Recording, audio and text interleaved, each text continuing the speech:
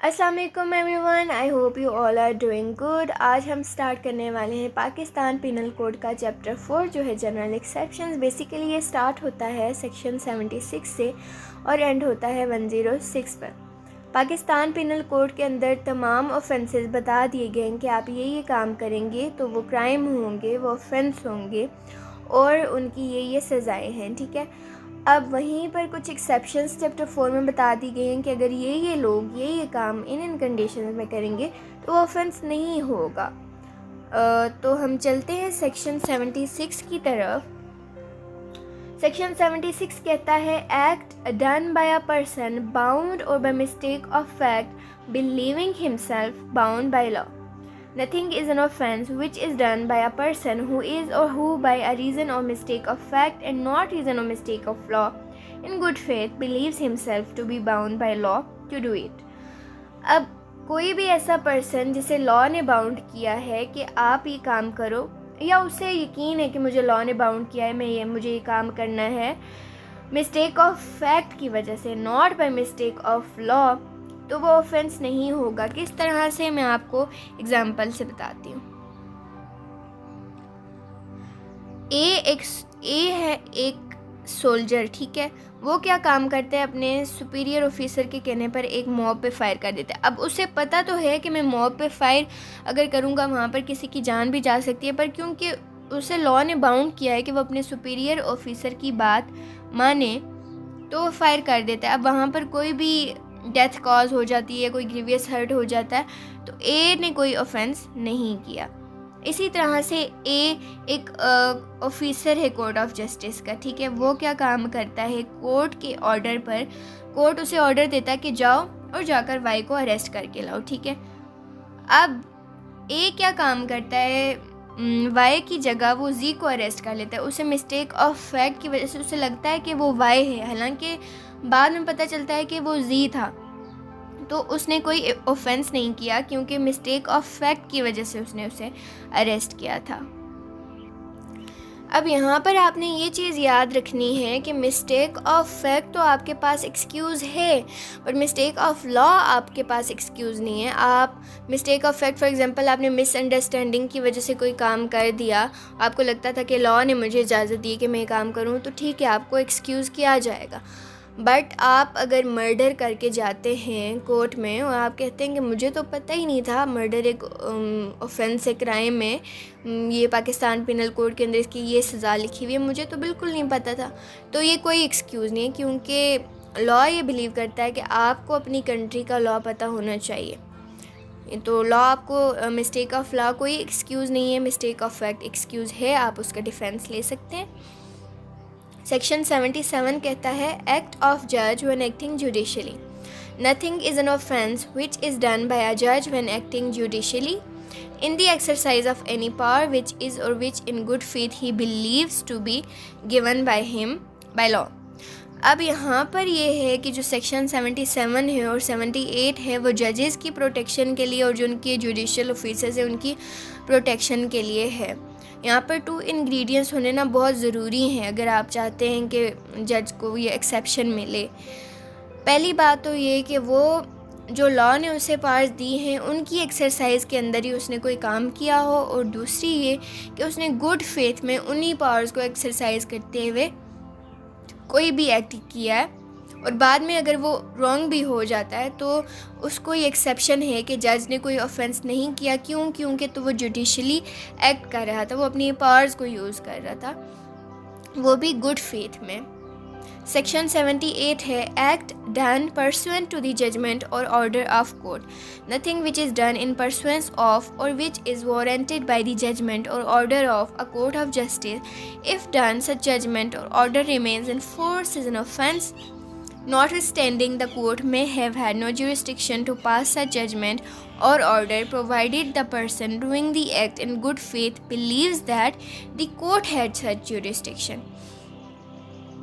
अब section 78 judicial officers को जो है ना प्रोटेक्शन दे रहा है, और वो कह रहा है कि कोई भी ऐसा पर्सन जो कोर्ट के ऑर्डर पर कोई काम करता है और बेशक वो ऐसे जनरल कंडीशन में तो वो क्राइम के अंदर आ रही है, ऑफेंस के अंदर आ रहा है, ठीक है। फॉर एग्ज़ाम्पल आप कोर्ट ने आपको कहा है कि किसी की इंक्वायरी करनी है, तो आप उसके घर में दाखिल हुए, आपने इंक्वायरी की और बाद में उन्होंने आप पर केस कर दिया कि इसने ट्रेस पास किया और ये बंदा हमारे घर में दाखिल हुआ है, तो वो आप वहाँ पर कह सकते हैं कि मुझे कोर्ट ने ऑर्डर दिया था इसलिए मैं गया था, ठीक है।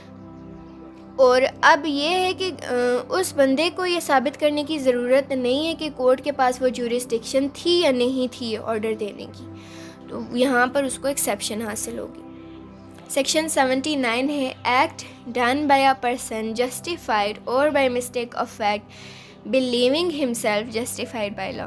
Nothing is an offence which is done by any person who is justified by law or who by reason of mistake of fact and not by reason or mistake of law in good faith believes himself to be justified by law in doing it।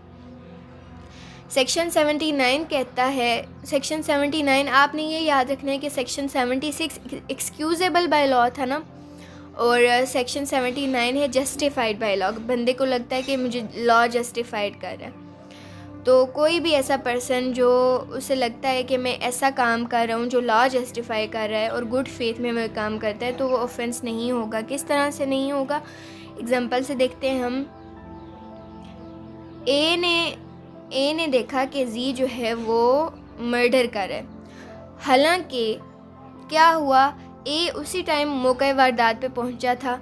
जी जो let's suppose third person जो है ना, वो कौन है, Y जो था वो जी के साथ लड़ाई कर रहा था और वाई जी को मार रहा था, पर जैसे ही ए वहाँ पर पहुँचा उसी टाइम जी ने सेल्फ डिफेंस में वाई को मारने की कोशिश की और ए को लगा कि जो जी है वो वाई का मर्डर कर रहा है। अब उसने गुड फेथ में उसे, अब ज़ाहिर मर्डर उसके सामने हो रहा है, तो उसने जी को रोका, उसने जी को अरेस्ट कर दिया और अथॉरिटीज़ के पास ले गया। तो ए ने कोई ऑफेंस कमिट नहीं किया, बेशक बाद में ये चीज़ साबित हो गई कि जी सेल्फ डिफेंस में ये काम कर रहा था, तो ए ने कोई ऑफेंस नहीं किया क्योंकि उससे लगा कि ये जस्टिफाइड बाय लॉ है कि मैं एक मर्डर होते हुए रोकूं।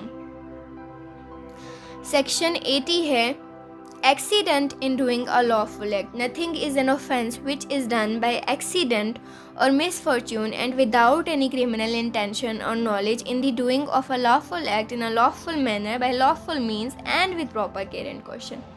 ठीक है, कोई भी ऐसा ऑफेंस जो आपसे कमिट हो गया है, आपकी तो कोई क्रिमिनल इंटेंशन नहीं थी, क्रिमिनल नॉलेज नहीं थी, आप लॉफुली ये काम कर रहे थे, लॉफुल मैनर में, लॉफुल मीन्स से, प्रॉपर केयर भी थी, कॉशन भी था, पर एक सडनली ये काम हो गया, तो वो ऑफेंस नहीं होगा। किस तरह से, फॉर एग्ज़ाम्पल ए ड्राइविंग कर रहा है, ठीक है जी, ए ड्राइविंग कर रहा है, उसके पास लाइसेंस भी है उसके पास, वो प्रॉपर उसकी केयर और कॉशन भी है और वो लॉफुली गाड़ी भी उसकी लीगल है, ठीक है, और वो रोड पे बिल्कुल प्रॉपर केयर और कॉशन से ड्राइविंग कर रहा है और इसकी कोई क्रिमिनल इंटेंशन और नॉलेज नहीं है। बी अचानक से भी ना एक ही गाड़ी के सामने आ जाता है और उसका एक्सीडेंट हो जाता है, उसकी डेथ हो जाती है, ठीक है। तो यहाँ पर ए ने कोई ऑफेंस नहीं किया, वो एक्सीडेंट था, ठीक है। अब हमारे पास है इसी तरह से एक इलस्ट्रेशन ये भी दी गई है जो पीपीसी के अंदर दी गई है, लेकिन आई थिंक मैंने आपको ज़्यादा बेहतर तरीके से एग्जांपल से बता दिया। अब हमारे पास है section 81 act likely to cause harm but done without criminal intent and to prevent other harm.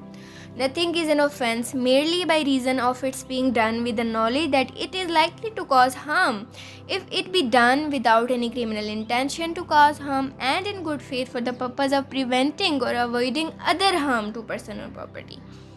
यहाँ पर सेक्शन 81 है ना, इसको इस नेसेसिटी से भी जाना जाता है कि सेक्शन 81 है नेसेसिटी का। कोई भी ऐसा एक्ट ऑफेंस नहीं है जस्ट इस वजह से कि उस बंदे को नॉलेज थी कि ये हार्म काज कर सकता है, वो उसकी लेकिन क्रिमिनल इंटेंशन नहीं थी ना किसी को नुकसान पहुंचाने की।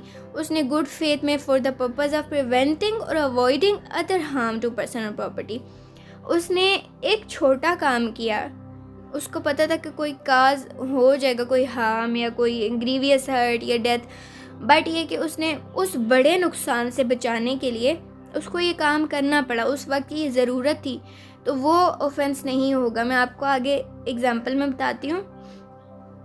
फॉर एग्ज़ाम्पल, ए जो है ना, उसने देखा कि एक घर में आग लगी हुई है, ठीक है, और छत पे एक बेबी है। अब पूरे घर में तो आग लगी हुई है, दरवाजे खिड़कियों पे आगे, वो कहाँ से छत पे पहुँचे उस बेबी को बचाने के लिए? वो क्या काम करता है, वो साथ वाले घर का दरवाज़ा तोड़ता है, लॉक तोड़ता है, और वो उनकी छत पे जाता है क्योंकि छतें करीब हैं। वो दूसरे पड़ोसी की छत पे जाके वहाँ से ना बेबी को बचा लेता है। अब उस घर वाले जो हैं वो केस कर देते हैं उस बंदे पे कि इसने ट्रेसपास किया, इसने ये हमारे घर में इलीगली दाखिल क्यों हुआ। तो फिर कोर्ट ये कहेगा कि ये उस वक्त की ज़रूरत थी, इसकी कोई क्रिमिनल इंटेंशन नहीं थी, वो कोई चोरी करने आपके घर में नहीं गया था, कोई घर को नुकसान नहीं पहुंचाया। एक दरवाज़ा तोड़ा, वो नुकसान किया, छोटा नुकसान किया, क्यों? किसी की बच्चे की ज़िंदगी बचाने के लिए। तो यहाँ पर ए ने कोई ऑफेंस नहीं किया और लॉ यहाँ पे उसको जनरल एक्सेप्शंस के अंदर प्रोटेक्शन देगा। आई होप आपको ये सारे सेक्शंस अच्छे से समझ आए होंगे और आपको याद करने में भी आसानी होगी। अगर आपको मेरी वीडियो अच्छी लगी तो लाइक करें, शेयर करें, सब्सक्राइब करें, और ऐसे ही मैं आगे भी मज़ीद लॉ से रिलेटेड वीडियोस बनाऊंगी। तो स्टे ट्यून्ड। Thank you.